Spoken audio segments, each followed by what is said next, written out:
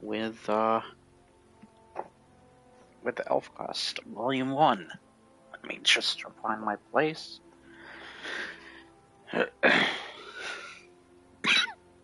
Excuse me. That's not it.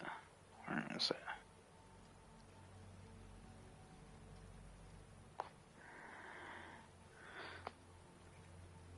Here we go. I think I found it now. Last time we were doing the challenge. I'm going to try and do excuse me, a little bit more today. Let me just have my phone by my side because I don't know when my friends are getting on Discord. It will be later today. So, yeah, we're in, I think, the second half of the challenge. And I'll be doing a little bit more today. Wasn't sure if I would be able to do it yesterday, so I'm going to try and make up for that for today. Starting with attempting to prove that his courage is superior to Cutter's, Ryak nearly loses his life in a fall from the bridge of destiny. Now, despite his terror of heights, Cutter moves to rescue his rival. Story by Richard and Wendy Penny. Art by Wendy. Is that Wendy Penny's? Doesn't look like it. I don't know whose handwriting that is. It's like cursive, but I don't really recognize the name. Probably someone different this time. They did have different comic book publishers at different points. I think like Marvel and Dark Horse, a couple points, and they had published some of their comics. I can't remember if DC or Image did, though. Anyways, man, what is with my throat today? Here, grab my hand. One wrong move, and they'll both fall. Come on. You've almost got it. He did it. Cutter saved him. Praise the High Ones. Ryak has never sent before. He has never had reason to until you. Ow! Reeling from the full impact of Ryak's envy and hate, Cutter collapses, and incredibly, Ryak backs away. He saved your worthless hide, and you're just leaving him there? Go back and help him, or I'll... No, little Silverhair, you will do nothing. But Cutter can't. Wait and see. The colors of the evening deepen. As long moments pass in tense silence, then suddenly Cutter's eyes snap open. His trembling stops, and slowly, deliberately, he rises, standing erect against the capricious currents of the wind. He knows what he must do. You must walk to the sun symbol on the far side, touch it, and return, all without aid. An impossible task. Yet he does it, now without thought or emotion. There is little sense of triumph, for it is a meaningless act, proving nothing after all. Nothing, at least, to the relieved wolf riders, who never doubted their chief's courage or asked more than he could give. You were right, Skywise. The lodestone did bring me luck. Ryuk, so be it. The trial is ended. Ryuk, let him go, Lita. Fears born of outside sources are far easier to overcome than fears born within the soul. Ryuk defeated himself the moment he set foot on the bridge. But what was he afraid of, Sava? Of loss. He must be first in all things, or he is nothing. And now you are here. I don't care. Ryuk is still my friend. I love him. What would not comfort? That would not comfort him now. Give him time, daughter, to see himself with new eyes. Well, at least he won't be meddling with you and Lita anymore. Lad, your way to her is clear. Tree Stump is right. I defeated Ryuk in fair combat for you, and I'm through playing foolish games. Typically you misinterpret, Wolf Rider. You have not won me. You have won the right to woo me. No more, no less. But the final decision is mine. Decision? What decision? You can't refuse recognition. No one can. That is the difference between us. To me, recognition is more than mere blind intact. I am many times your elder Wolf Rider, and you have much to learn.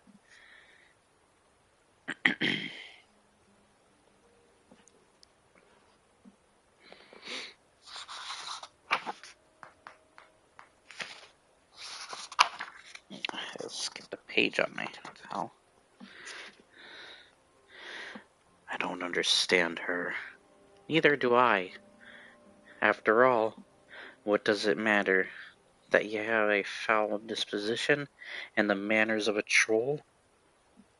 She's just a fussy type, I suppose. Later that night, Lita tosses restlessly, unable to escape her conflicting emotions, even in the misty half-world of elven dreams. No, leave me in peace. What is my name? Cutter, my soul name, Lita. Say it. Tam, no, I do not love you. You are not even my friend. You can't refuse recognition. No one can. Oh, what's that? Compelled in spite of herself, Lita steps outside into the chill night air. Ghost-like, she pads on delicate bare feet toward the caves where the Wolf Riders dwell. The wild, lonely howling is both frightening and painfully beautiful, and it seems to have a purpose. Carefully, Lita conceals herself among the rocks below the ledge. She shivers, feeling very much the intruder, but the wolves continue their full-throated song, undisturbed. The Wolf Riders, too, join in the singing, and it is an eerie, haunting communion of kindred spirits. Suddenly, Cutter stands, lean and pale, in the center of the circle, and draws his sword.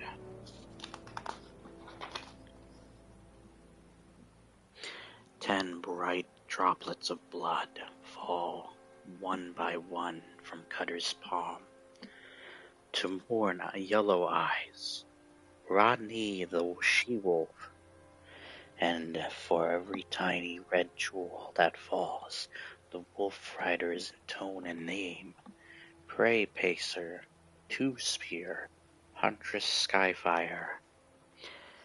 10 chiefs before me have sung the wolf song, have run with the pack, and have kept the laws of our forest brothers. Freefoot, Tanner, when our foreparents, the High Ones, first came to this world, it was the wolves who taught them to eat good, raw meat, and to shun the sunny places where humans prowl. Good Tree, Man Tricker, Bear Claw, this night's howl is for him, for Bear Claw, my father, and for all our brothers and sisters who died as he did. Tree Stump, brother of my mother and oldest among us, you speak first. My pleasure, lad. Bear Claw, eh? Now there was one grand wicked elf. He's been gone 6 turns of the seasons, eh? But he was half and again as old as me when he died, and I guess he knew more about living than most of us ever will. No wolf rider ever lived longer, got into more scraps, or had more fun getting out of 'em than Bear Claw. Nothing scared him. He'd steal a human whelp right off its mother's back just to stir things up. Can't say I ever blamed the humans for not taking too kindly to Bear Claw, but they never caught him. He'd leave the brat hanging on a branch somewhere and end up in a game down in the troll caverns, cheating old King Greymung's guards out of belts, buckles, breeches, and all. Oh, he was a mean son of a she-wolf, all right. But he had a merry heart and a tolerance for dreamberries that I've yet to see equaled. You truly old friend, but if we howl this night for Bearclaw, we must also howl for your sister, Joyleaf. For she was as much a chiefess as Bearclaw was a chief. Perhaps her arrows were not always as sure to the mark as his, but Joyleaf's patience often brought better results than Bearclaw's recklessness. And when Bearclaw in one of his rages would have led us into a futile battle with the humans, Joyleaf's wise counsel always turned his anger aside. Together they raised a beautiful son, who, even now, bears the best qualities of both his parents. They were life mates. They completed each other, just as any two who have recognized one another should. Oh, Clearbrook, you and your folk have lived too long with the wolves. They too never question their instincts.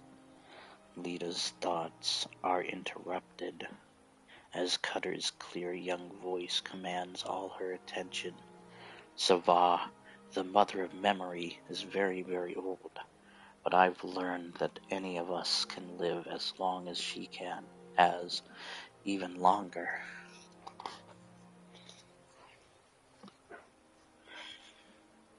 Bearclaw used to tell me that a wolf rider's life was short and sharp, a bolt of bright fire in the night, like his sword, New Moon.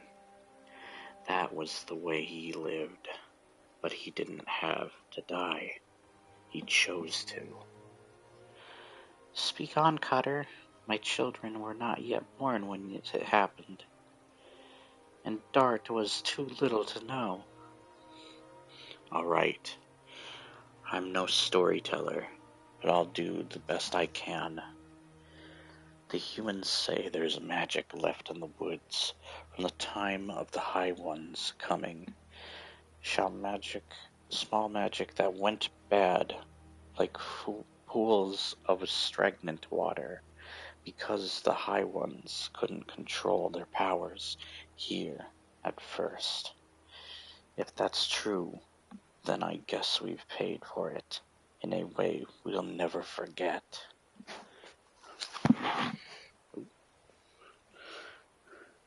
As Cutters speaks, his simple, quiet words conjure images of the Holt, a place of deep-hued green and gold, of moist, supple foliage and intoxicating scents, for the wolf rider's life had its dangers and uncertainties, skirmishes with superstitious humans, the threat of famine when hunting was poor, but in all there was order and balance. There you go. Then one night, a strange new scent filled the woods, like nothing the wolf riders had ever known before. Something unnatural waited there in the darkness, its eyes fixed on Bear Claw's hunters, and its stench bringing a foul taste into their mouths. Even the humans in their distant camp sensed that something was wrong. Bear Claw kept the hunting party out all night, hoping to discover what terrible thing had invaded his domain. It was there, watching them, shadowing their trail, but always just beyond arrow range, always just quiet enough to make them doubt their senses. Yeet! Shh, Star Jumper, it's just an owl. Look over there. A cub, fresh killed, and for pleasure of it. The killer is near, beloved, I sense it. I hope skills won't be needed tonight, healer. So do I, young Cutter, so do. His name was Rain, the healer, and he was the first to fall.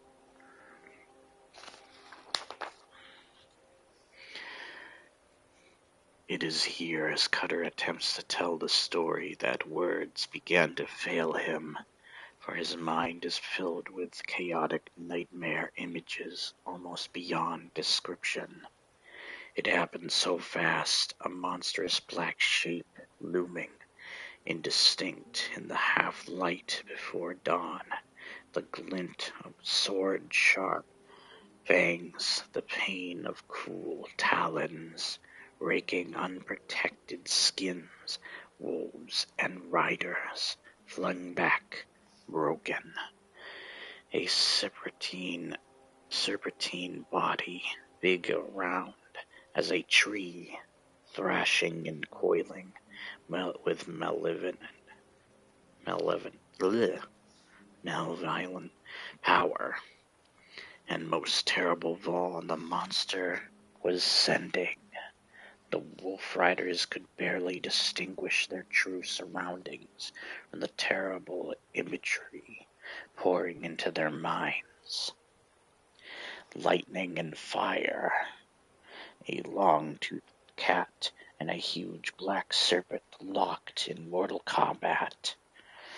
A pocket of the High One's forgotten magic rekindled by the heat of the flames and charged with the blood madness of the beasts.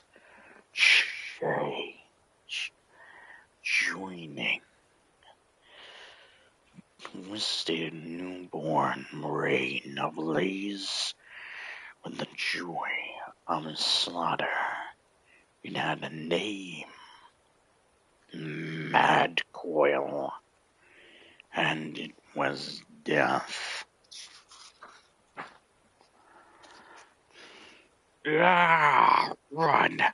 Run for your lives.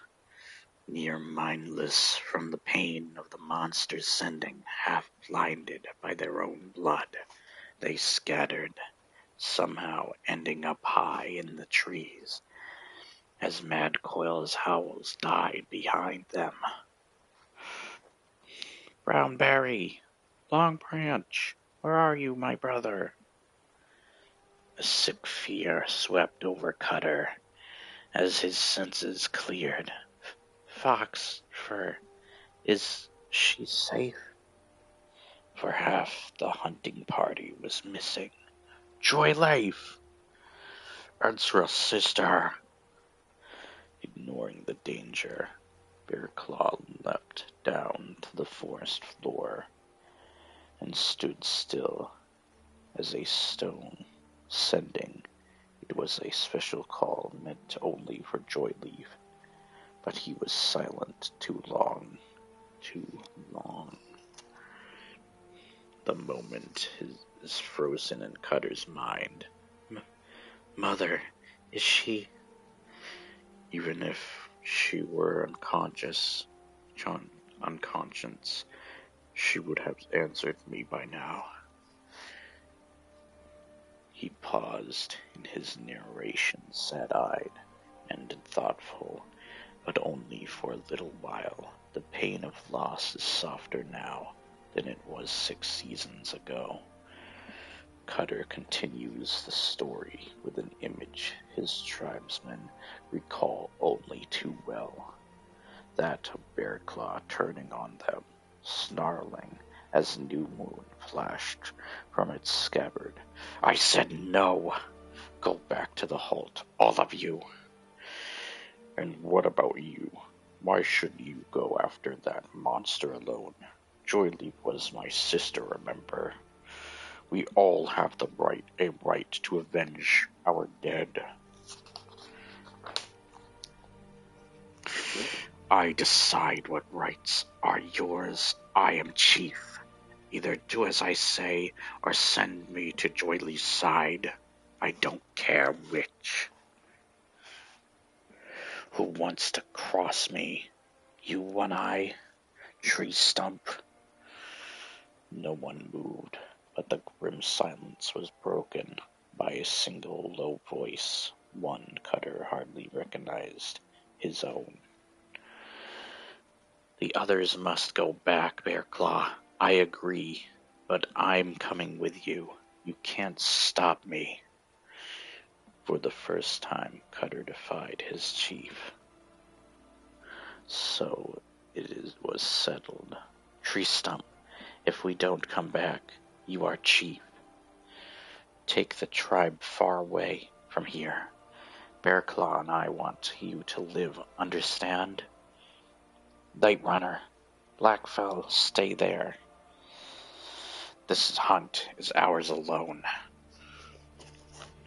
Cutter and Bearclaw made their way back to the clearing where Mad Coil had attacked the hunting party. Nothing was left. The fallen wolf riders were gone, and with them Joyleaf.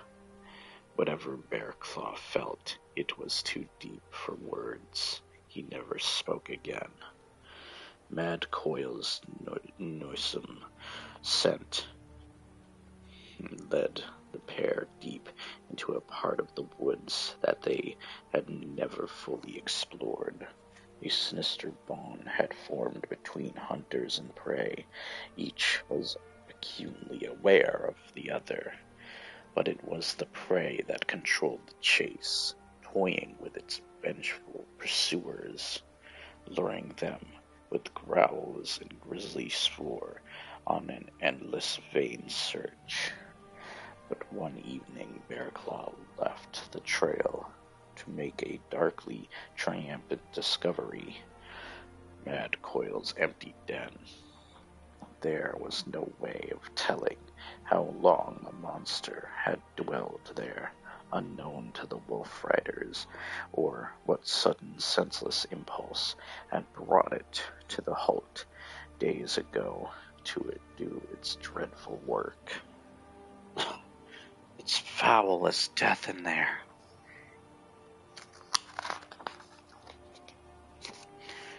Indeed, it was a place of death. For Pieces of bones were strewn everywhere. Beast bones, human bones, and they hid themselves near the entrance to the den, prepared to attack without warning when Mad Coil returned. Cutter felt his heart quicken at the thought of sheathing his blade deep in the monster's eye. But the waiting was long. The flames of revenge did not burn as brightly for the son as they did for the father.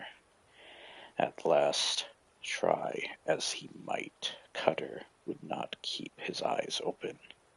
Bearclaw kept watch alone. And that was as he wished it to be. Mad Coil, so you know I've been waiting for you, eh? You call me mocking, challenging. Yes, yes, curse you, I'll come.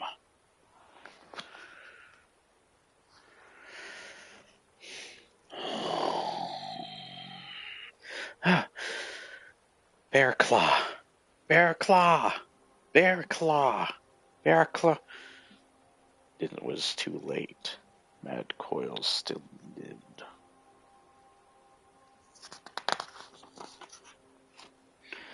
But Bearclaw had managed to wound the monster badly.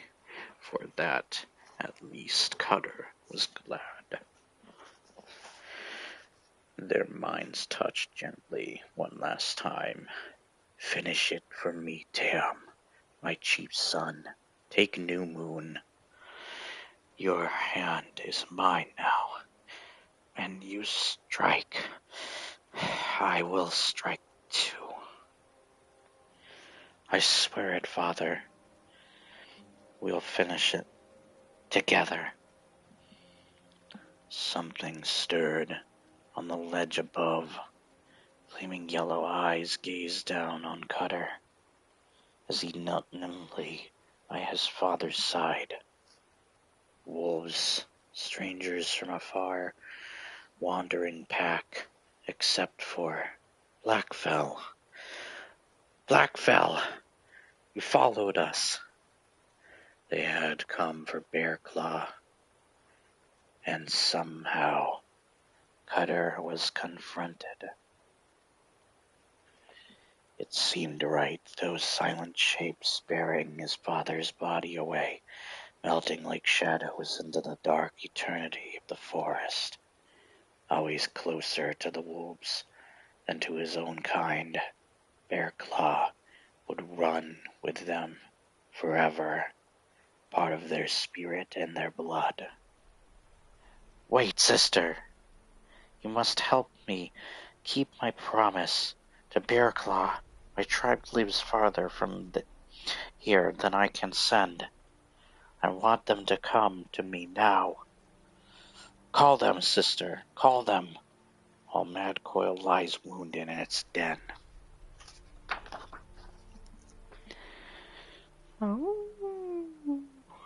From hill to glen, to flea-infested cub hole, the call was taken up until all the woodland sang with Cutter's summons, and before the sun had set on the following day, that call was answered.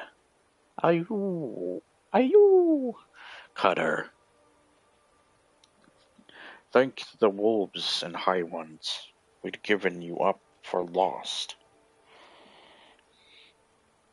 Cutter's tight-lipped silence made their hearts sink with apprehension. Well, we are here. That is all of us who are able. Woodlocks looking after Moonshade and Rainsong. Bearclaw's dead.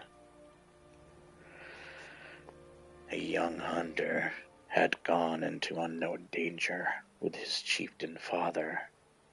Now, what is your will, my chief? Madcoil can be killed. Bearclaw wounded it, but he was wrong to think he could destroy the monster alone. I promised Bearclaw I'd finished what he began, but I need all of you to help me. Will you? Their eyes spoke more than words, more than sending. Cutter sighed, smiled, and told them his plan. Make sure these stones are tightly woven into the net before you coat it with sap. It's heavy. Choose the strongest branches. I don't want any of you falling before you're supposed to. It's time, Madcoil. We can smell your fear. You know we're here. And why? It's afraid of us, and we're so small. We can think and act as one. That makes us big. Remember, when I yell all of you jump down at the same time, it'll be just like catching a bear. Madcoiled is worse than 8 bears. Be careful, Cutter. We can't lose you too. Night Runner, I thought I caught your scent. You're supposed to be hiding with the rest of the pack. Well, I guess you won't let me do this alone. The den entrance gaped like a black, toothless mouth, and from it poured a near suffocating stench. It was the smell of contagion, of fear and madness mingled with terrible pain. So you're poisoned by your own filth, eh, Madcoil? Bearclaw hurt you more than I guessed. It's too much to hope you'll die on your own. Come out here. Come on out. You took my parents and the others. Now try and take me. Don't think. Just come on, bloodsucker. I'm waiting.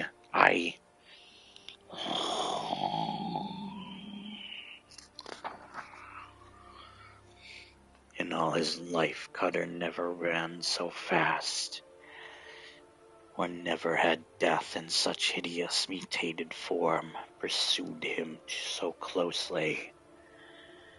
Get ready. Now!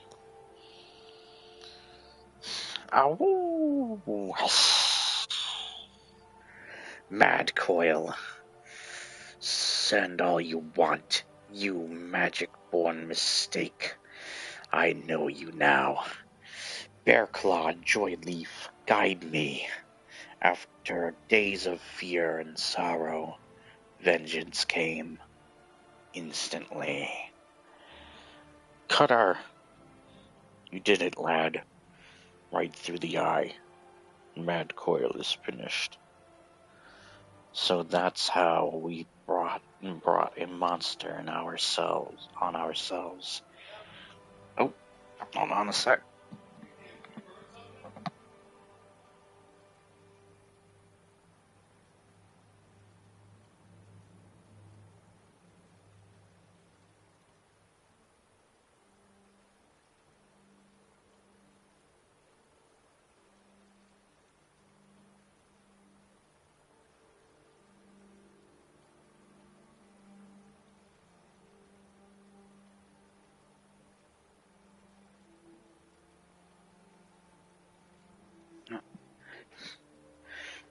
Alright, I'm back. Sorry about that. At least it was quicker this time. And how we destroyed it together. And if Bearclaw were here, he'd howl for dream berries after such a long tale.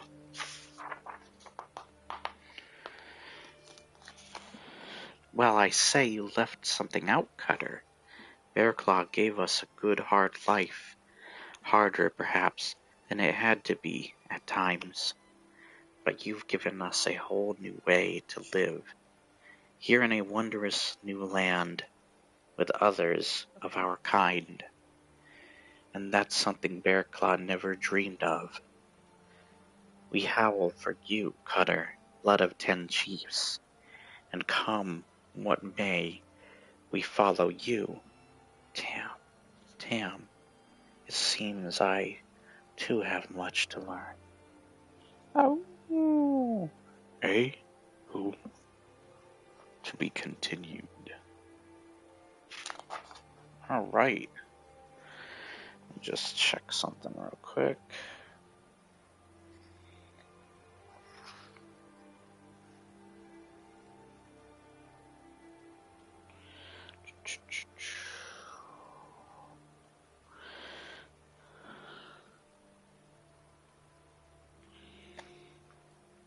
What's that? So dark. What the hell?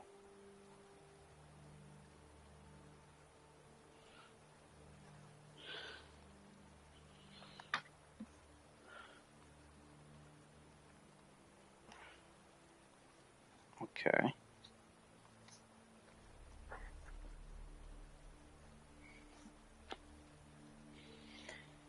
So next book we have is Voice of the Sun, written by Wendy and Richard Penny, illustrated by Wendy Penny.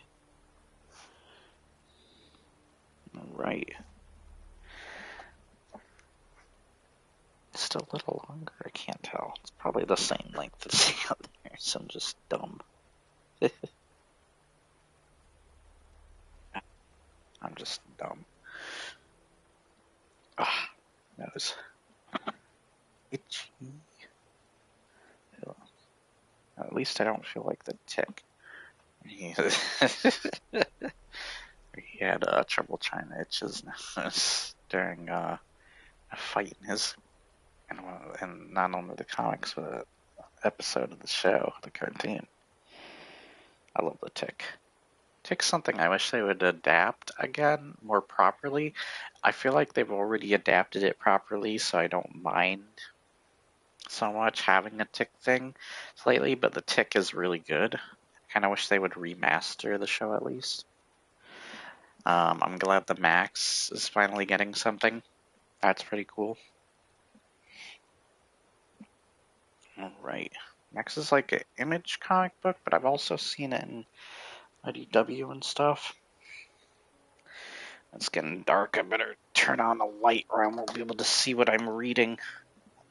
Hold on. Yeah, because, oh, you've probably been looking at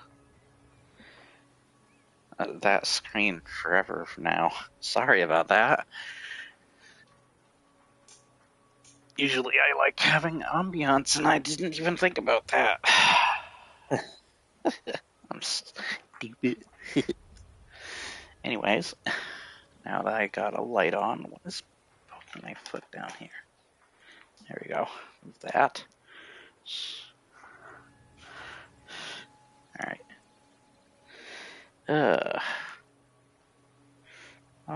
Yep. I remember this. Trying to think how, because I have the other book over there. Let's see. So this, I think I'm about to technically finish what that other book I have over there, Elfquest book, is part of. Let me pick that book up right now, actually. So Voice of the Sun. Let's pick this book up. Let's see where it is. Archives Volume 1, Elfquest, Wendy and Richard Penny. Praise for Elfquest.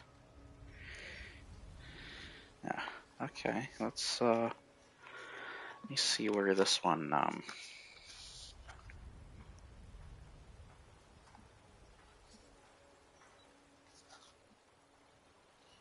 hold on a sec.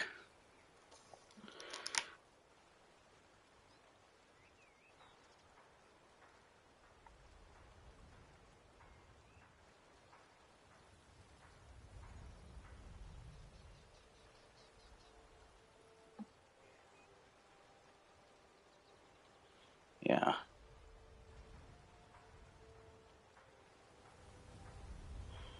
Okay.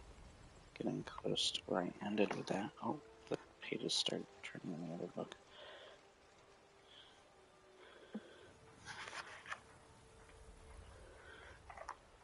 Yep, this is where we are in this book. Okay. And where does this one end?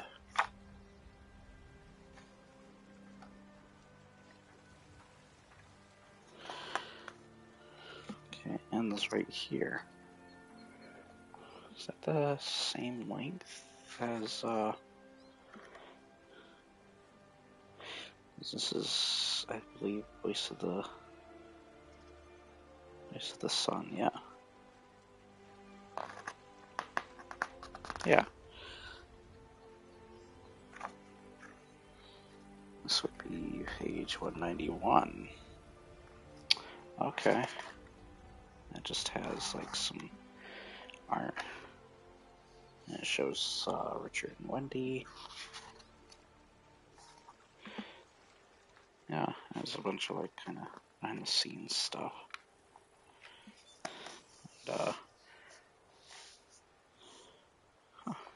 okay.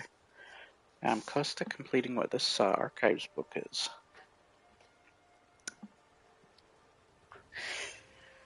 Ah.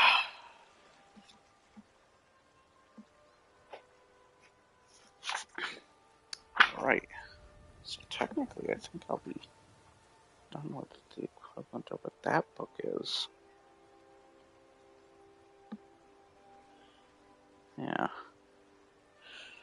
think I definitely will be. I have a feeling that's what they're going to be adapting.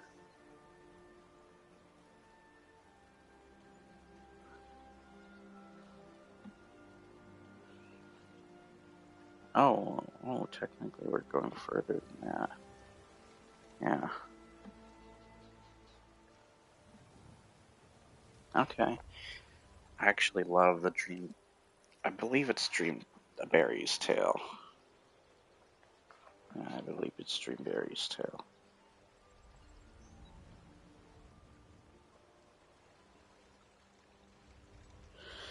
Let's see. That's. Yeah.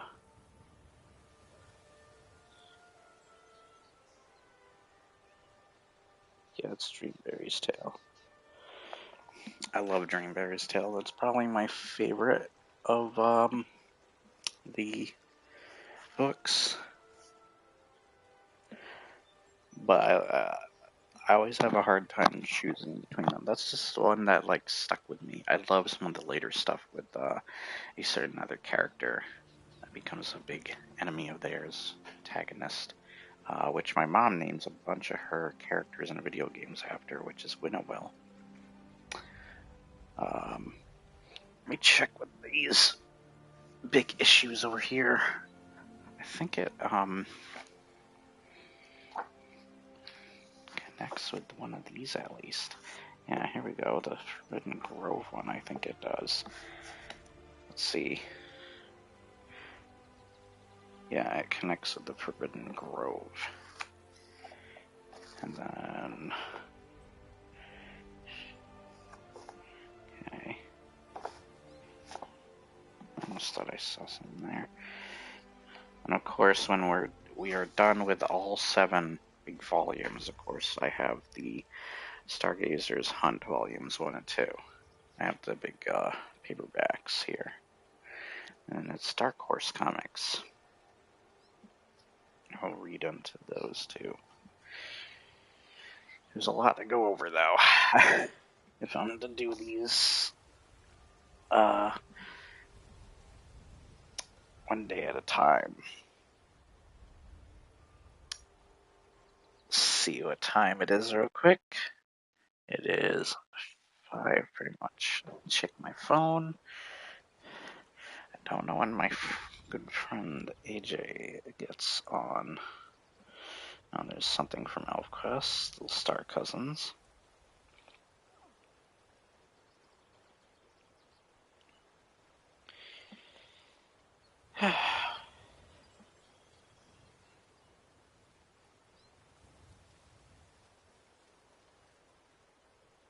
come on.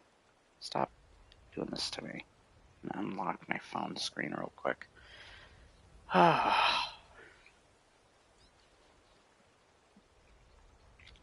on, I'll be getting to Voice in the Sun of the Sun in a bit. Man, I freaking hate my phone. Pisses me off. Trying to find more Elfquest comic books and stuff because I like collecting alternate versions, even though I technically own pretty much all the books. I still like looking for more. Like if I ever spot a Elfquest book in my area, I always try and pick it up. If I have the money for it, of course. And I felt a little bad because there were some more books with the older one copies that I showed, with the bigger, larger, older books of Elfquest. And okay,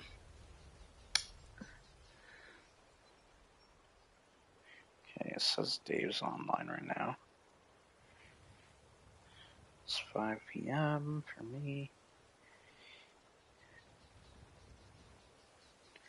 Let's check if AJ is on. I really doubt it. Oh, Captain Miner is playing Cry of Fear. Paracynical has a good video on that.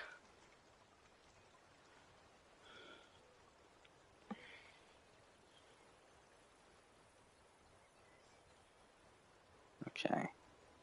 AJ is not on.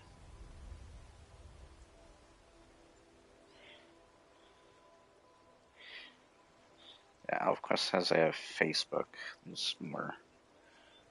I have a bunch of stuff being sent in. What are they sending in? So I can get to this already. I'm trying to read your book. Right. Oh, I think they're showing the Valentine's posters. That's what that is showing. Okay. Now through February 18, you can get a gorgeous 11 by 14 print of the scene autographed. Yeah, they're talking about the Valentine's posters. And then all of a sudden, Ghost Machine is popping up. What the frick is Ghost Machine?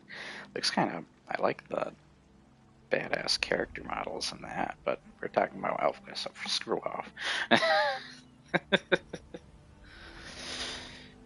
Alright, I think that's all that I'm seeing posted. Oh my gosh. God damn it, there's more things being posted. Let's just get to this next book, please. Stop posting stuff already. Okay, so Sci-Fi Sisters, all about Elfquest Live on YouTube next Tuesday, January 30th. 9:30 p.m. estimated. Please join us. Okay. Oh, it says January 30th. What day is it today? Oh, and it's talking about the upcoming appearances of Wendy and Richard Penny as well for 2024. This thing's being so slow. I'll have to check that calendar thing later. 4 reasons why Trekkies would love Elfquest.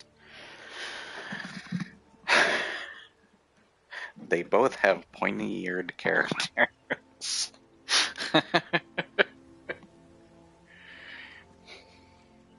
No talking about my pointy ears. Yacht. Anyways, let's get back to this, please. Stop posting stuff. Buzzing my goddamn phone. No, I'm just kidding. Oh my gosh, my phone buzzing again. Is that freaking them? Oh no, it's Dave this time. Oh, Dave's gonna pre-order Tekken. He's asking me the password so he can pre-order Tekken 8. Hold on, I do have to answer this. God damn it. It's just a string of frickin' things bothering me now. At least I got a good portion of the book read for this video. So, bear with me.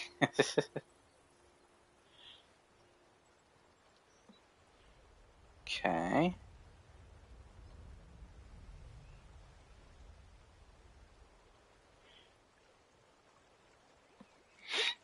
Alright. Sad. Alright, let's get back with this. So we're on Voice of the Sun, written by Wendy and Richard Penny, or illustrated by Wendy Penny. And I never know how to begin these other than to start reading, in whatever voice I start with for these usually. Alright. Since the night of Bearclaw's howl, the passing days have blossomed for Cutter's tribe like bright wildflowers of discovery. Much to the delight of the curious and hospitable Sunfolk, the Wolf Riders are seen more and more frequently in the village, learning the customs of Sorrow's End, and sometimes revealing surprising talents of their own.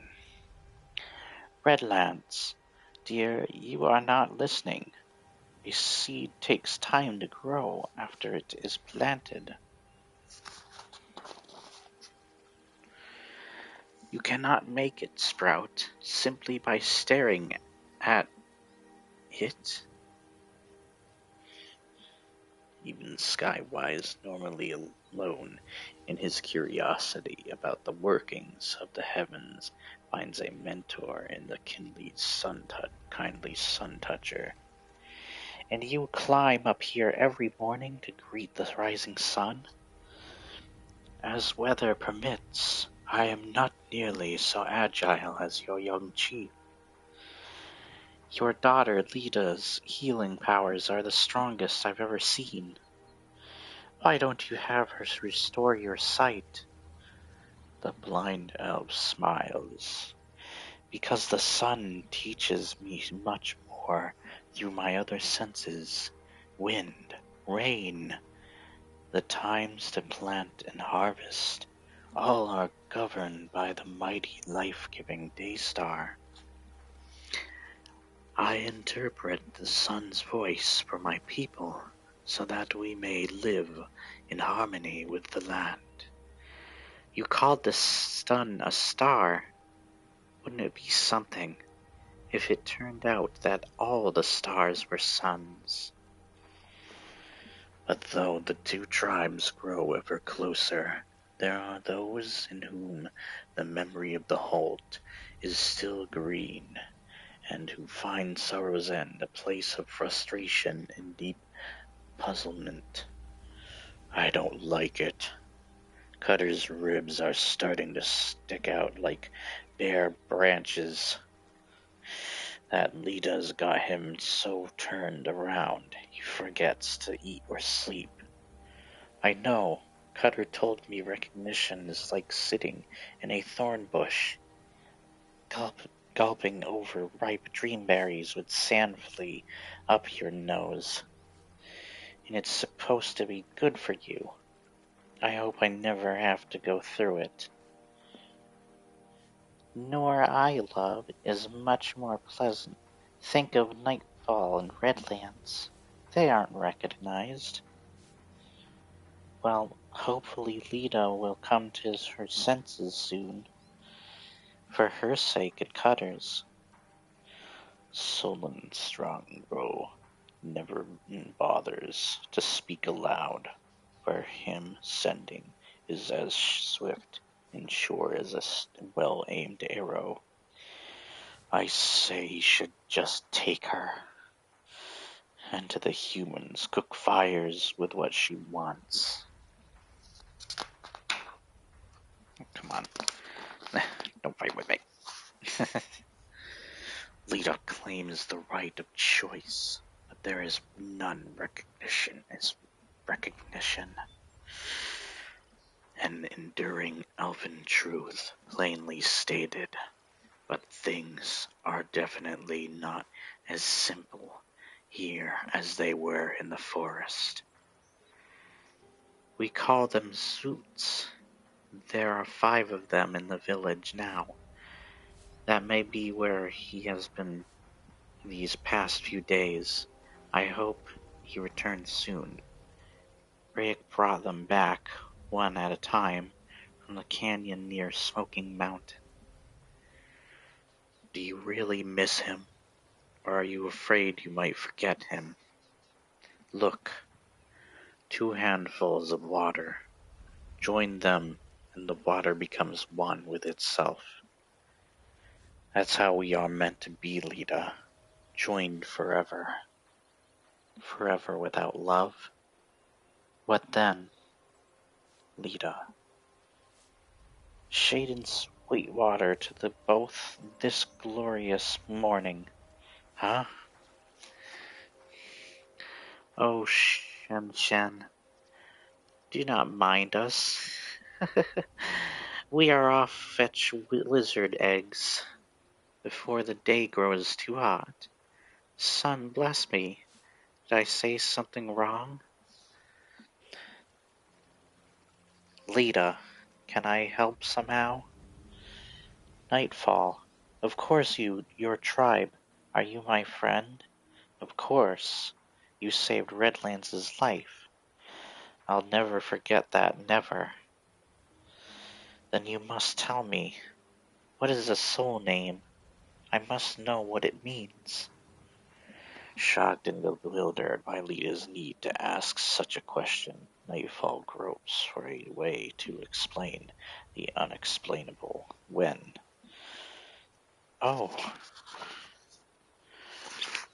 Above the volcano's sudden deep roar, the howling cry of the wolf riders resounds from the bridge of destiny.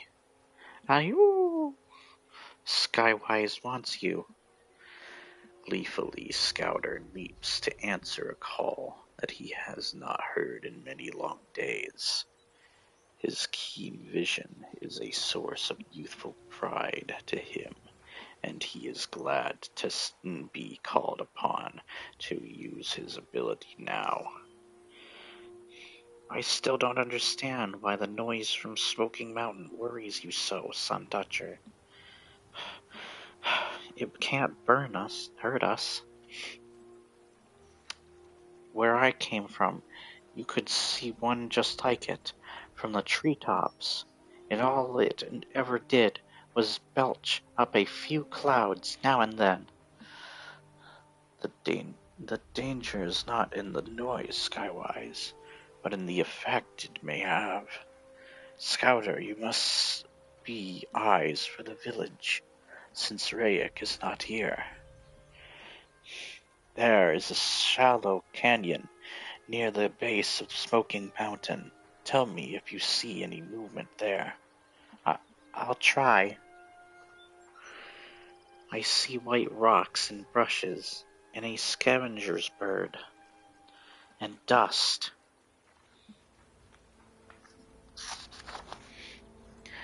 Again, the volcano sends forth its thunder. By the high ones! Below in the village, the sun folk instantly drop whatever they are doing. Well, that has done it for certain. Come along, young one.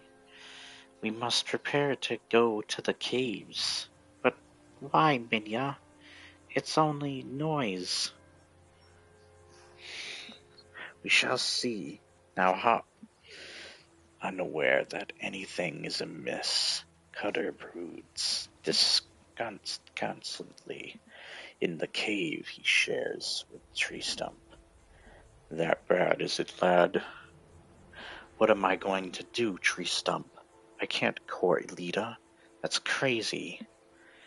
Every time I get near her, I need her. The way green growing things need rain. She's mine and I'm hers. Why won't she accept that? Well, my guess is Lita likes to be in charge of herself. Recognition scares her. But don't worry. I've got a reason to believe your troubles aren't as bad as you think. Cutter opens his mouth to disagree and leaves it open in mute befuddlement. Tree Stump, what's going on? I'll be cursed if I know. Shenzhen, what's this all about? Oh, do not worry, Cutter. We have plenty of time. It is lucky that Scouter was here to do Rayek's job. Time? Time for what? Oh, Lita, come on, this cave. Cutter! Cutter, I saw them. They're big, bigger than that one, and headed straight for the village. Easy now. What are you yipping about? Zoots! A whole big herd. Hear that? All that noise scared the things up from the chasm where they live.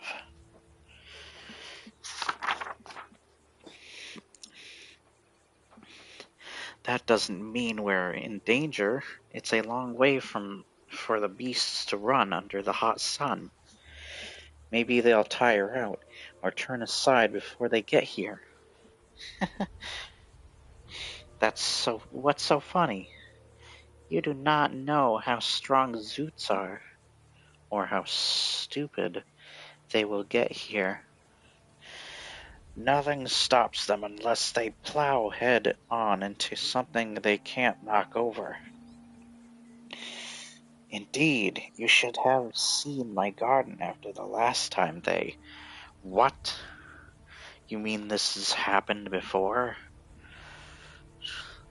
Once in a great while, it was Rayek who first journeyed to the canyon alone on foot, and only he, with his exceptional powers, has been able to capture and tame the few beasts you see here. They have proved very useful to us, but when the entire herd is driven to flight, there's nothing we can do but get out of here their way. So you're going to let these Zoots things kick holes in your houses and tear up your food plants, and you won't try to stop them? What would you suggest, Wolfrider? A net? The tone of Lita's give is almost affectionate. Cutter wonders what she knows. Sorrow's End is our home now too. The Wolfriders fight to protect our territory. We'll turn the herd before it reaches the village, and have fresh meat tonight in the bargain. Woo! Look here, here they come.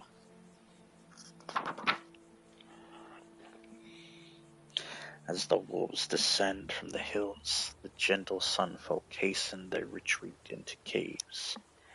They are not a little confounded by the dual nature of the wolf riders, who seem as charmingly innocent as children, yet are brothers to vicious predators.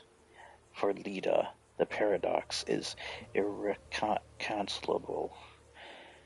Marisol, because it affects her directly. Frickin' word. Look, I found ropes in one of the huts.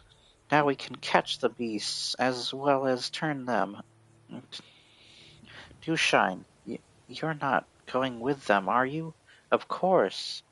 But it is not a maiden's place to. What? Why not? Well, because... Tisk. Shame on you, Lita. Don't you know your own mind about anything? She is so delicate, Mother. I wish I could have convinced her somehow to stay. What would you suggest, Kitling? A net? You do not seem worried about your mother and father, little Dart. I just wanted to go with them. They're having fun. Before they leave, the wolf riders receive colorful cloths and head wrappings from the villagers. Here, you must keep your head covered. Silly. I guess it's better than cooking my brains. Here, put this on. It's from Lita. She said you're hot-headed enough as it is.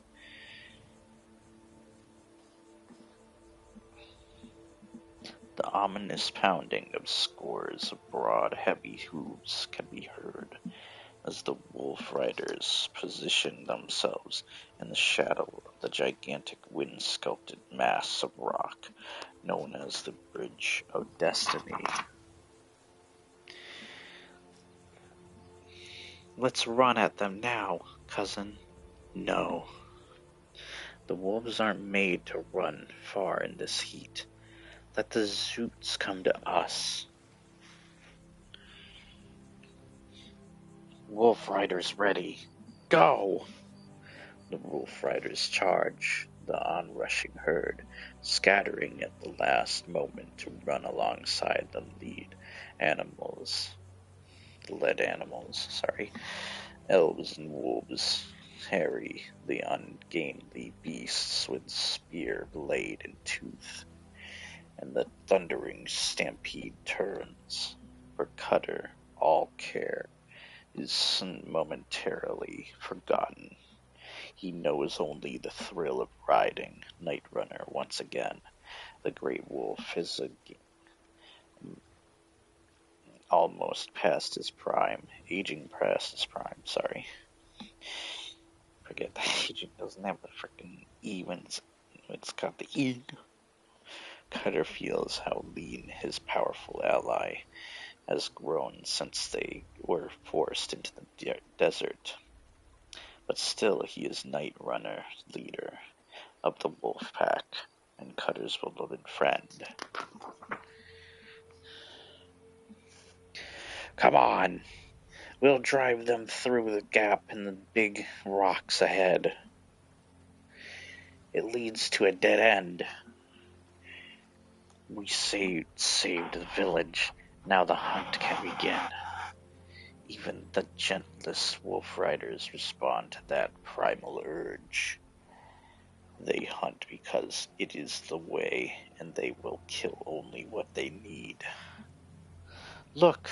They've passed the village by. They did it! The wolf riders turned the herd. Astonished, the Sun Folk see that certain events need not always be accepted with passivity. They see that courageous action can bring about change. It is all a matter of choice. How exciting! Rainsong, your people are very brave and so full of life's fire. Especially Cutter. Why next to him, Rayek seems as sour as a green fig. Child, your tears reveal your heart's struggle. Will you confide in me? O Sava, recognition is a curse on our kind. It has far less to do with love, and it is far more involuntary than I dreamed. I suffer, as the wolf rider does, from unbearable need, but he is like a wild young animal to me. Sava, if I join with him, there will be children. I dare say. There will. You and Cutter were drawn together for a reason. You both possess remarkable qualities, some as yet unguessed. Beyond a spiritual bonding, recognition ensures that your offspring will number among the strongest and most gifted of our race. But he is so rough. What kind of father would he be? And you, what kind of mother? Not like Rainsong, answers Lita. She has devoted her whole being to her family. You fear for your freedom, healer, but Cutter understands and values freedom too. Perhaps the desire which binds you to him is more benevolent than you think. Lita nods, silently recalling 2 handfuls of water joined. Zava, come here quick. That's him. Ahem. Well, it seems I must make haste or risk his wrath. Look, we caught one of them for you. Woo! Hey, it's only a little one, but it's kind of hard to hold. So I see. Allow me to help. Perhaps you'd like to live here. Shall we discuss it, you and I? Ha! I told you she could do it. Who needs Rayek? Let's go get another one. Cutter, wait. Leah stops and smiles at herself. She is not quite yet ready to test her newfound resolve. Meanwhile, Scouter and Dushine have made a catch of their own. This one is huge, but he's being very cooperative. He's tired out from running. I bet he'll do a lot of hard work for the village once he's tamed. Uh-oh. Look out! He's got his strength back. My rope! He pulled it out of my hands. Yee! Scouter! Ah! I'm caught. Swift and graceful as a deer, Dushine leaps with dagger drawn. Dushine, be careful!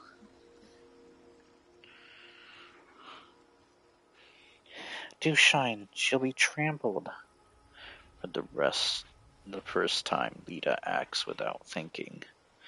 Her mind is clear. No choice exists, and no time. Run, Lita! The beast refuses to die!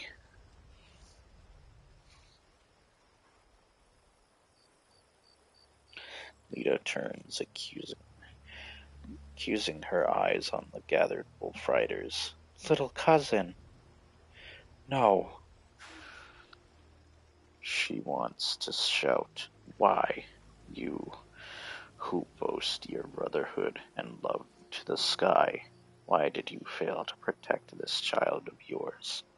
But the answer lies in Dushine's pale face. She is not a child, but a wolf rider, free to run and hunt with the pack as she wills. She could die from a blow like that. Lita, please, help her. I know I've disappointed you in many ways, but I'll do anything, even go far away from forever, if only you'll. I don't care what you do. Later. Where'd the sky go? You're in Lita's hut, pretty cub. She healed you. How can we thank you? No need.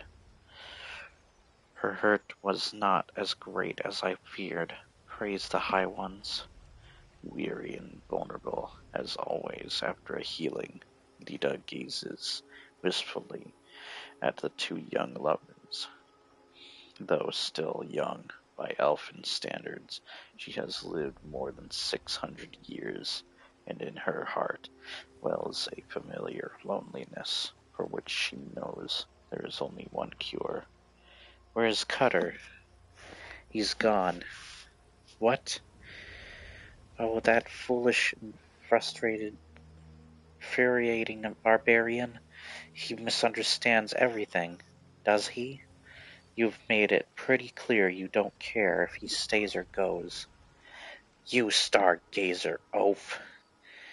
You're just as thick-witted as he is. Out of my way.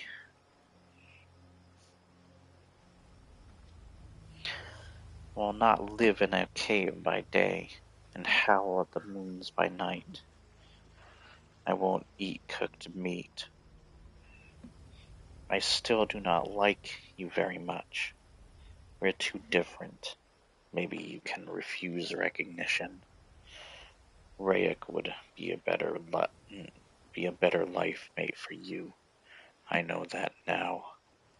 You can barely think for yourself. Do not presume to think for me. Once again, a wall of anger rises between them. It is more than Cutter can bear. Lita, if it makes you feel any better, I'm not sure I can live without you. This isn't sorrow's end for me. It's sorrow's beginning. Tam, you are trembling. Strange now that I have said it aloud. I know that what a soul name is and what it means. Cutter, blood of 10 chiefs. As that all that you are is Tam. For a long time, Cutter does not dare to speak. He fears to shatter a moment that may be only the most fragile of dreams. I searched for your soul name and found only Lita. I know. Except for Sava, my people have all but forgotten how to send. Even I can do it only when I heal. Unlike the wolf riders, we sun folk have not needed secret names to guard our deep, most private selves. But though your sending batters me with the force of a sandstorm, I can no longer deny that you are part of me. The bond is true. You will confess that you are not at all what I expected in a life mate. My fair young Tam, you're right. I guess I am a barbarian. I've lived by the night, hunted and killed in darkness. And here all is light. The day star never veers from its path, and it gives order to our lives. Recognition is part of that order, no more to be denied than the voice of the sun. It is part of what we are. At least we have that much in common, my barbarian. Oh, Night Runner, stop that! Hang on, Lita! And if he tries to bite him back!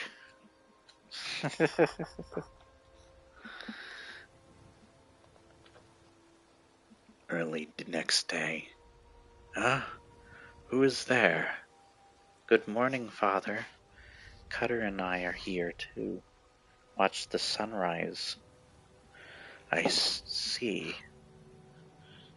Ray. Sava, I sensed you searching for me.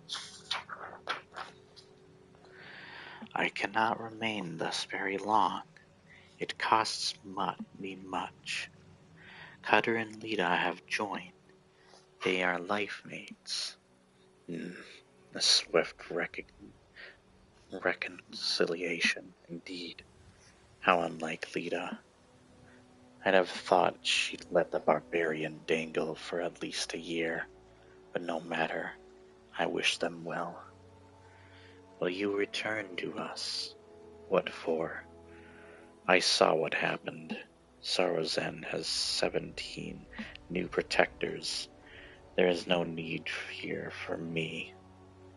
What of your love for Lita and hers for you? There is an alternative to your stepping aside. Though it is not a common practice, others in the village have taken more than one mate. It is unthinkable that you and Cutter and Lita together might. Yes, Sava, it is unthinkable. The wolf riders found Sorrow's End as though some force drew them here. I have no lodestone, but perhaps I too will be guided by the High One's unseen hands. I mean to find my place, wherever it may be. It is not here. Then farewell, my dear one. You are better loved than you know, and you will be missed. The two tribes celebrate their union with a proper lack of decorum. Rayek's absence is noted with relish by some and with regret by others. As for Lita, her sadness at the loss of an old friend's company is softened by the knowledge that he had made his choice, just as she has made hers. Come on, both of you. We have something to show you. It's a present. You're not going to believe it. Here they are. Well, don't just stand there, cubs. Show 'em. What do you think it is? I'm almost afraid to guess. Ooh, dreamberries. How did you ever? It's Redlance's doing. Ha! You grandson of a tree shaper. I knew your powers would show up someday. But I thought dreamberries didn't grow in the desert. They don't. Pike stuck some seeds in his belt pouch. Ha! Pike, with the forest burning down around his ears, he couldn't forget his own true love. Where is he anyway? Oh, just making sure the berries are ripe enough. Yeah. Next, the quest begins.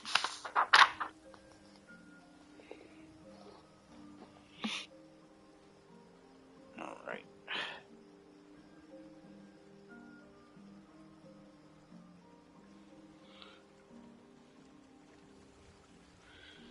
Now we're heading into this. I think that's technically the end of that volume that I was talking about, but because this volume has a bunch of the books, first part of the series, it still continues on in what's technically the second volume of a series of books. Just these paperbacks where I have a hard cover of the first part. Yeah, Reader's Collection, I think it's called. Yeah, Reader's Collection. So we're on page 173. Huh, 173. Isn't that more than the... Isn't that less than the hardcover? Hold on. Unless the hardcover is counting some other stuff.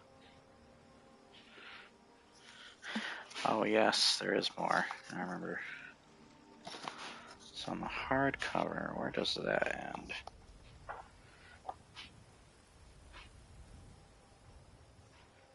$191. So it ends on page 191. Let's put those there. Those on top. There we go. Okay. So there's 191.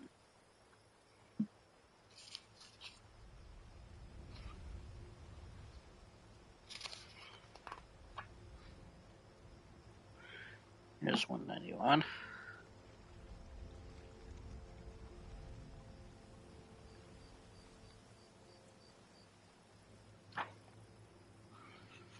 Huh.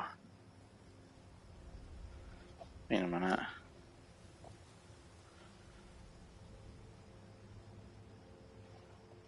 Hold on a sec. So I'm on page 173. Something going on here. Huh. Does the volumes only have certain parts or something? Is there just extra parts added? This is Archives 1. So say I go to where we stopped.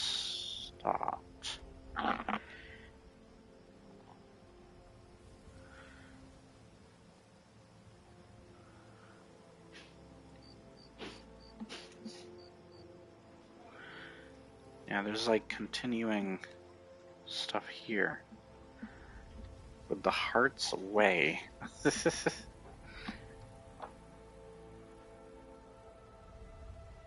Yeah.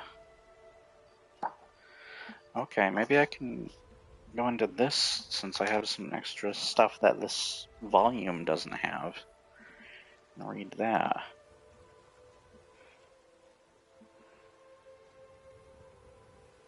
Is Heart's Way? Hold on, what's it say about Heart's Way? Doesn't really say anything.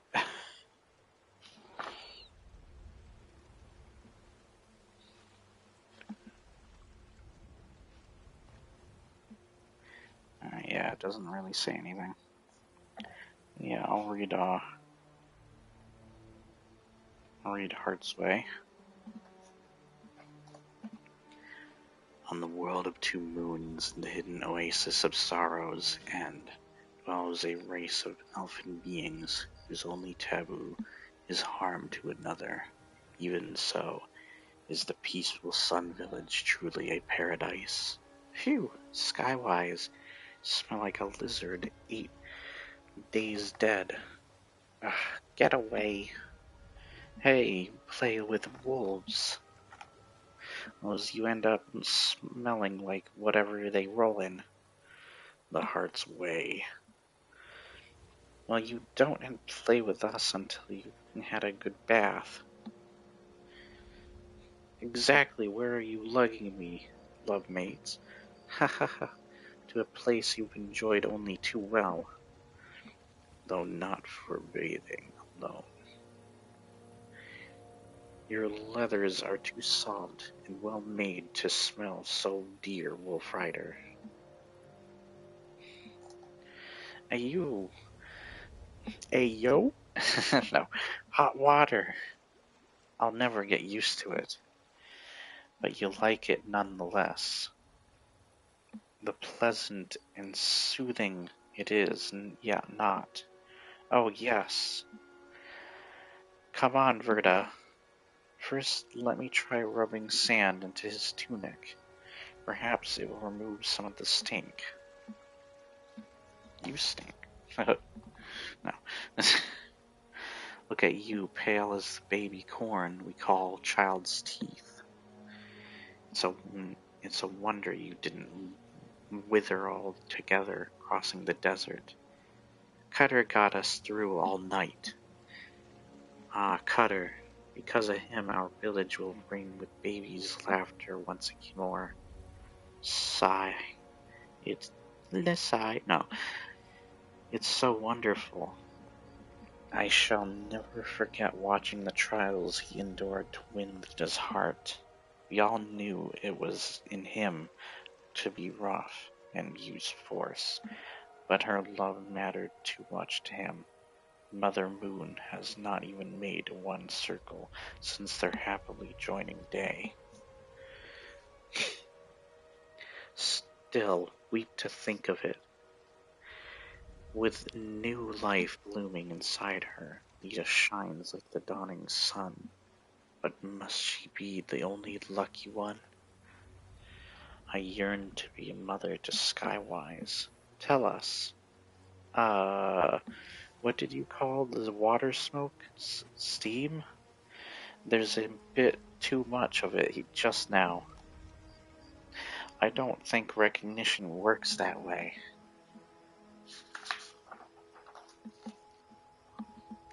But if I had to choose, say, why don't you all return to the hut? I'll give my answer, soon as the night wind dries me off. Coming, Verda? Trying to sway the decision? Precious Skywise, I do pray it's me you pick. Huh? This isn't a game to you, is it? No. I would love to be your life mate and make a child with you. Not likely, little Dreamberry. I know me, 'tis selfish or too generous. Take your pick. Hey, hear that? The hunt's on. Come watch. You know I lost my parents the day I was born. The whole tribe raised me. Everyone older was my mother or father. Everyone younger my companions and playmates. Then I grew and found, to my delight, that some could be love-mates too. Yet my soul never had a brother until Cutter. He was just a little tag-along cub stuck to me like a burr, but even when I wanted to shake him off, I couldn't, because somehow I knew the time would soon come when he'd need me as never before. We had to grow up fast, Verda, much too fast. Between you and me, in his place, I bet I'd have crumbled. But he stood up and faced every trial, and that we all respect. He's all happy now because of Lita, so I'm happy for him, even though he doesn't need me to remind him to smile anymore. But I know no matter what happens, wherever he goes, I'll be there, whether he thinks he needs me or not.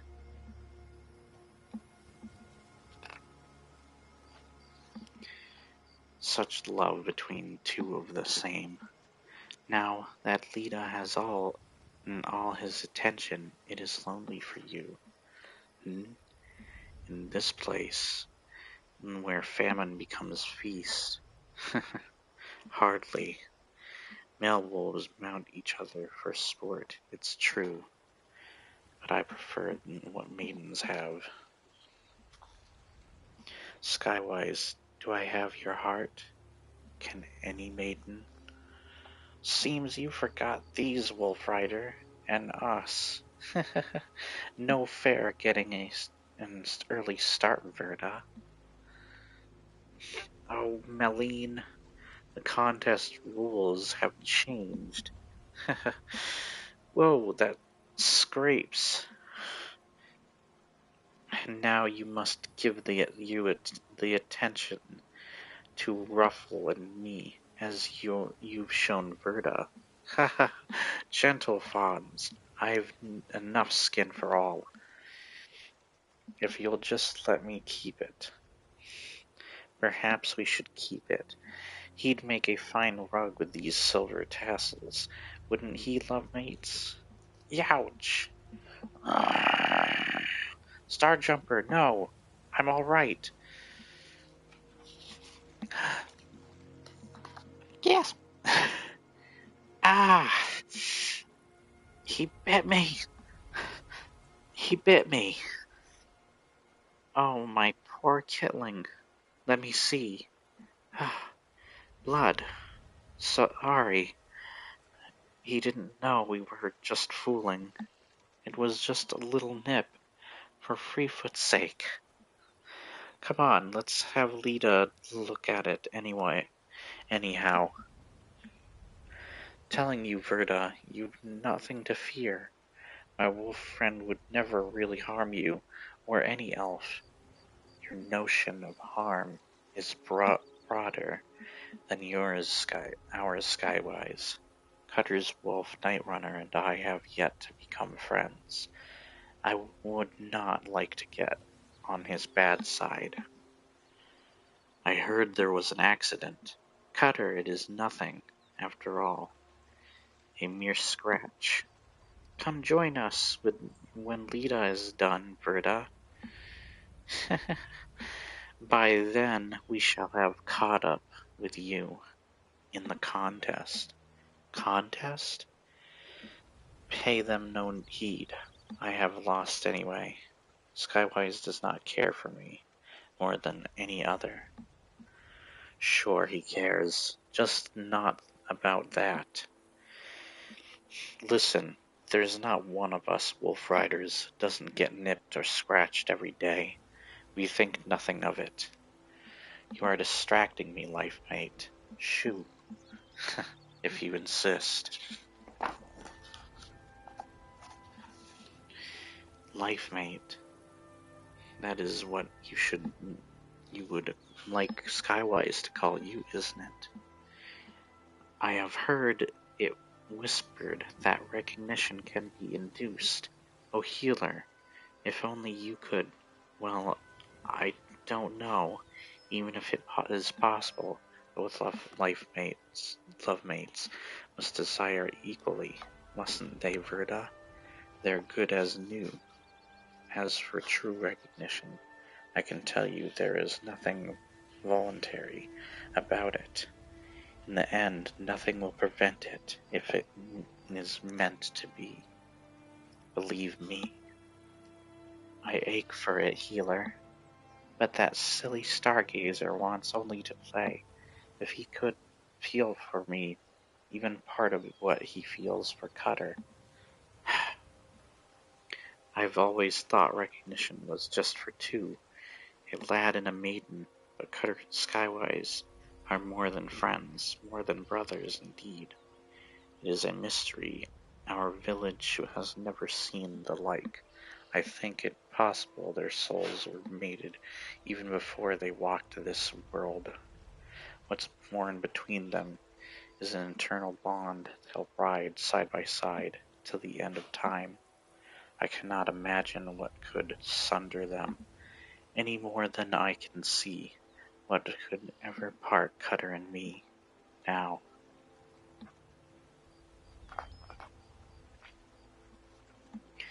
Oh, I cannot bear it. If I cannot have a child with Skywise, I simply shan't play with him any more. But why deprive yourself? Ruffle and Meline, my friends, love mates, I am jealous. The Wolf Riders have changed everything.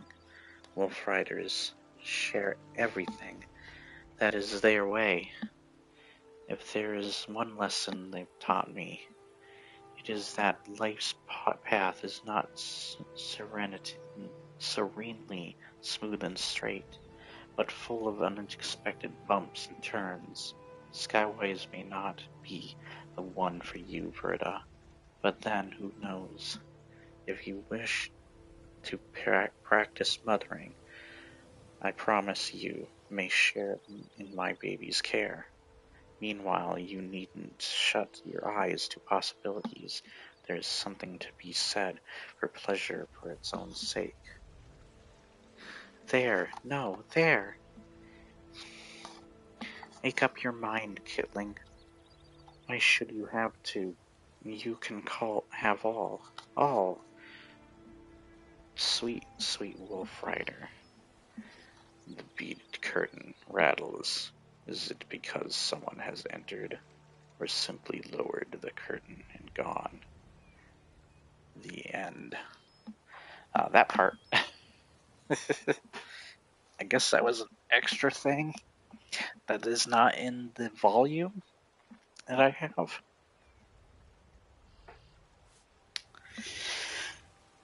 I don't think it really progresses the story, but it kind of has some more character development it gives to other characters within the Sun Now village. Trying to organize these. I think I'm going to have these on top here. There we go. Actually, that's part 2, so I'm going to put this one in front instead. There we go. Alright. Now the sun's back up in the game, just as it would be in the book. I can't wait to not only finish the entirety of this series, but to be able to get to a lot of the others. I don't know how to organize that, and I'm hoping to make this into a playlist. I need to organize a bunch of my videos. I haven't been able to for a while. Alright, where did I leave off? Off right here. Okay.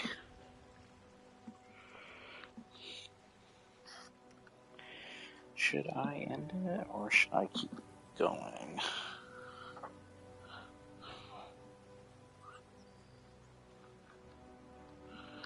Because that other thing said the end. I'm just kidding. Let's see. Okay, there we go. So, alright. I think we have 30 pages of this. Alright, let's continue. Sava, the mother of memory, never sleeps. but there are periods of time. Let me just make sure something. Okay, good. Just my mic. Here's a time when she withdraws from her worshipful children, the sun folk, to wander the winding paths of her own inner world alone. No one may accompany her on these private inward journeys, for that which Sabah seeks lies far beyond all the wisdom and experience that time has brought her. Like the many-hued mountains surrounding her desert home, the mind of the mother of memory is layered with age. But as her spirit floats free of its shell, she becomes like one newborn, drifting far from reality into unfathomable blackness. Plot and script and art by Wendy Penny. Plot, script, editing, and lettering by Richard Penny. She is the only star shining in the void, alone and suddenly afraid. Water. Dear mother of memory, were you lost again? Yes, but this time something touched me, like the fluttering of a moth's wing. The quest begins. Alright. So it does have the book title. It's like in the middle instead of somewhere else.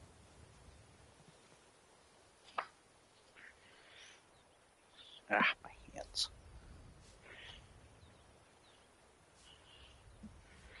Okay, should I end it here?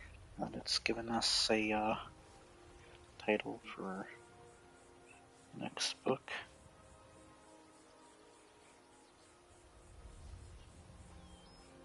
So we're on page 176. We have read a lot, even an extra part from another, an Archive 1 book, which wasn't in this apparently. Glad I had it and I remembered it. Even though it's just a short thing, it does probably give a little bit more character development.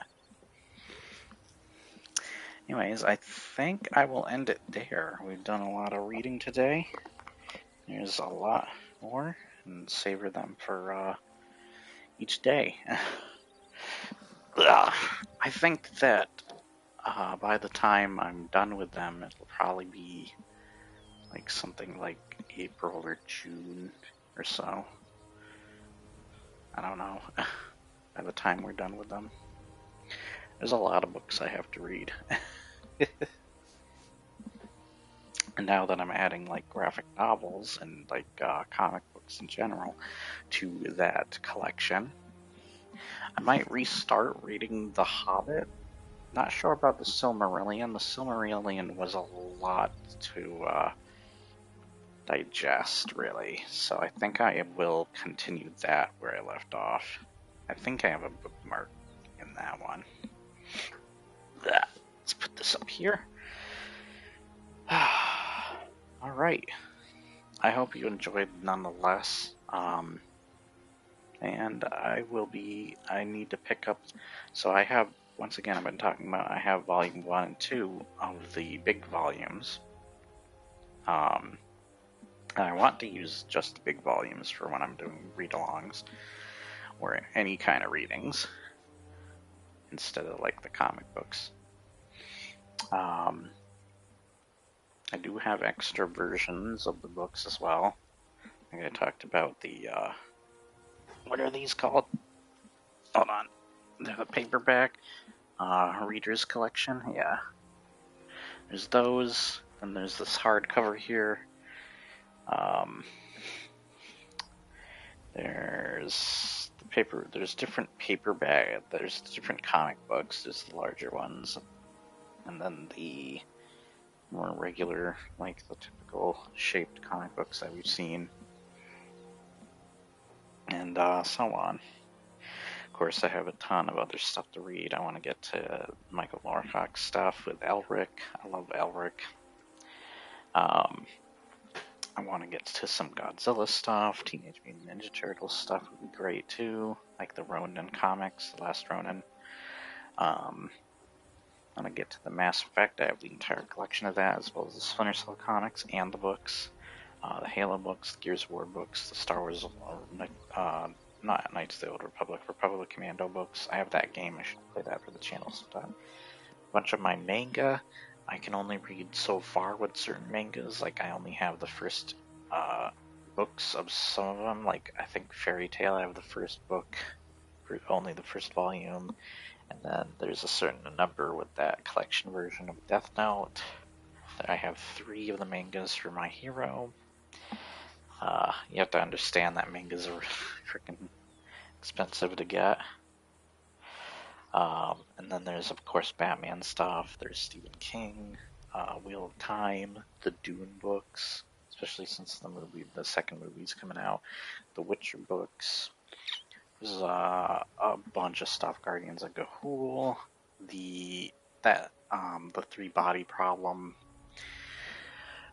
some Brandon Sanderson stuff. There's a couple of book series I want to read of his for the channel.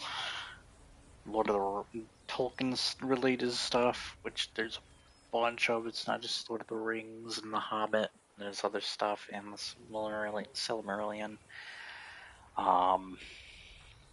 There's, of course, getting back to finishing Dragon's Quest, Dragon's Nest, and then planning on reading the next 3 volumes after that. Trying to remember the voices too that I did for those. All the voices get kind of mixed together after a while. Transformers stuff. There's, I think, some He-Man in there. Then there's a lot of stuff, man. There's a lot. Like the Wheel of Time and Stephen King stuff, especially with his Dark Tower series, are freaking intimidating to me. A lot of them are for the channel. A lot of Batman stuff, just a lot of stuff in general. I don't know if I can name them all. There's the Guardians of Ga'Hoole, which is a long ass series, and I think only the first Red Wall book I have. Trying to think of what else I got. There's that, what is that? I've read it for the channel before. It's like a sci-fi series. I can't remember the name of it. But it's got what's known as like one of the scariest book monsters in any book. But yeah, it's well known amongst the readers. But however, it has escaped my mind at the point. But yeah, there's a lot in Beastars, of course. I almost forgot. I gotta finish up Beastars. I got volume 2 waiting. And I gotta read through those anyways, because I don't know when that 3rd season of the anime is. Maybe when I'm done with the first volume of Elfquest, because I know they probably won't make another Elfquest for a while. And since this Elfquest just started, in the process, it will take a while before that's actually released onto Netflix. Probably a couple of years, I don't know. So maybe after that I can continue Beastars. And then put those in their own playlist. I need to organize a lot of videos. I have a lot to go through in general. But yeah, I hope you enjoyed this nonetheless. And I'll probably only read certain series. Just of course, I almost forgot. No, I already actually mentioned it. I was thinking of the Witcher comic books separate from the books. You know, the ones without pictures. But yeah, I think that's about it. Oh boy. There's a lot to get to though. A lot. But we will get to it in time. It will be, the good thing about it is it's plenty of content for the channel.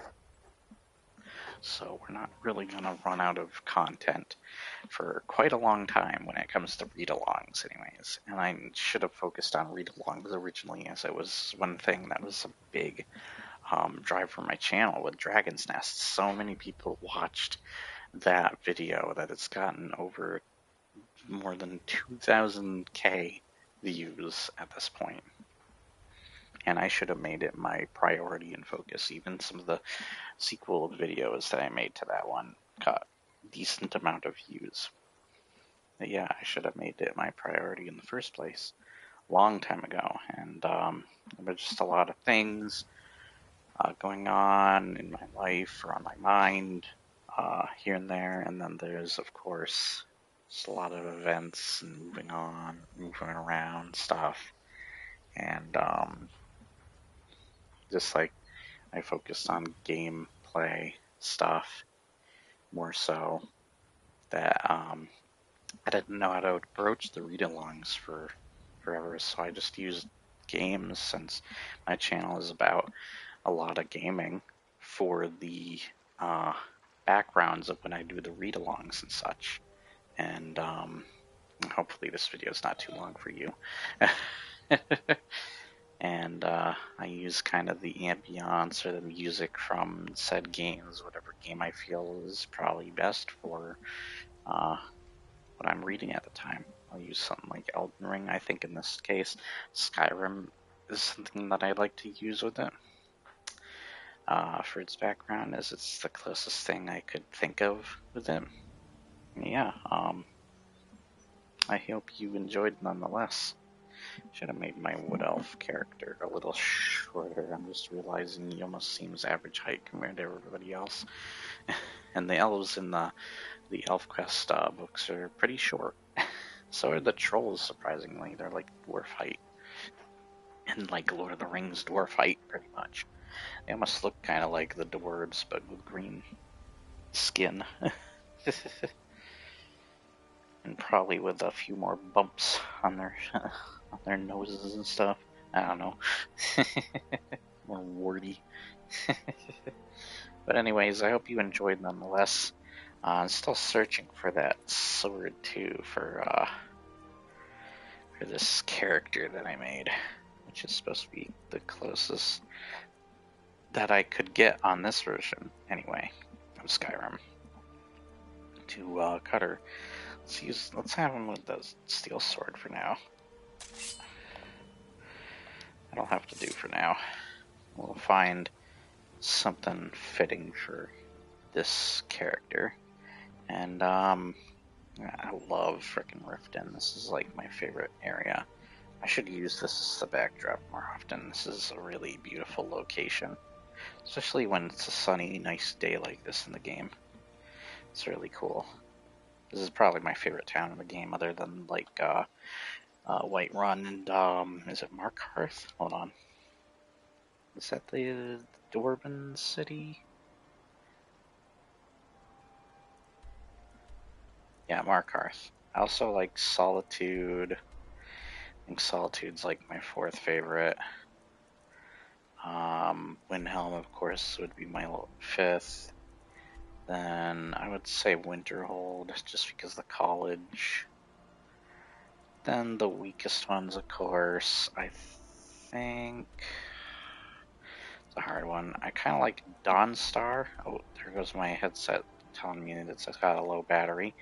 Then I would probably say Morthal. I just kind of like the swamplands near it. And then Falkreath, as Falkreath seems too close to looking like Riverwood and most of these like little towns and stuff. Matter of fact, these last couple, I feel like that. But yeah, that's just a brief raw. Up with that, I also love Raven Rock on the other side, which is a really cool location. Yeah, we can use this as our backdrop location for the read-alongs for Elfquest. And as for like my character, I had to give him like, I wanted blue eyes, but blue eyes are really only on certain versions of Skyrim. And I had a hard time with like the face and such, of course. And I wasn't sure what hair color they'll go with. I was like it's blonde, but it's very close to being white too, his hair. especially in a lot of depictions and pictures of him. Like his hair goes from blonde or white, so I just kind of went with white, and then with white eyes too, even though he's not blind. Which I'm guessing that these are what these eye colors are used for. And having blind characters, especially since there are versions with one eye like that and one eye colored. I think he's a bit too hairy though. It's like a Wolverine if he was colored. Because or Robin Williams. They're both really hairy. But you get what I mean. Maybe there's something I can change. There is somebody underneath the freaking town of Riften that can change your appearance, so maybe I can change that and the hair. This is the best hair too when it comes to like having a probably be closer to what the Geralt of Rivia has, but for hair.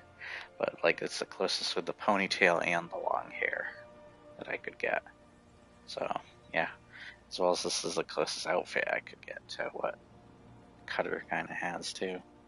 I was going to put braces around his arms because I think eventually he does have um, the equivalent of gloves or bracers later in the comics. But yeah, he like early on he doesn't really have bracers or anything. He also kind of gets like a shirt, of course, with exposed chest and all.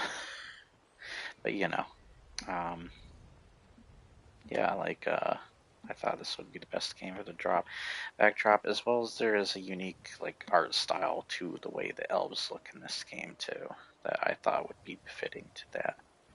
Um, even though it's its own thing, I just had the headset tell me low battery again. I gotta charge it after this.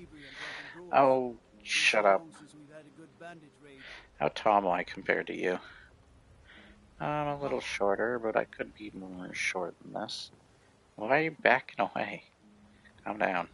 Guess nobody comes over here, so I'm glad no uh, NPCs came over to frickin' talk to me and bother me while I'm reading. Glad of that. And get some nice peaceful quiet in Skyrim. But yeah, I hope you enjoyed nonetheless. I'm just quick saving here just because. And I will see you guys on the next episode. I hope you enjoyed this nonetheless, and I will see you next time. I already said that twice pretty much. You have an awesome an awesome day. What the hell? Awesome day. If you did enjoy this, remember to like, share, and subscribe. Leave your comments below, and I will see you. I already said that. Frick me. But yeah. Yeah, I'm screwing up the outro. I've seen those bridges over there. This is just cool scenery in general. I love the yellow trees, even though some of them look kind of weird from further when they're further away, but when they're near like these ones, they look good, pretty good. But yeah, I'll see ya. Bye. Peace out.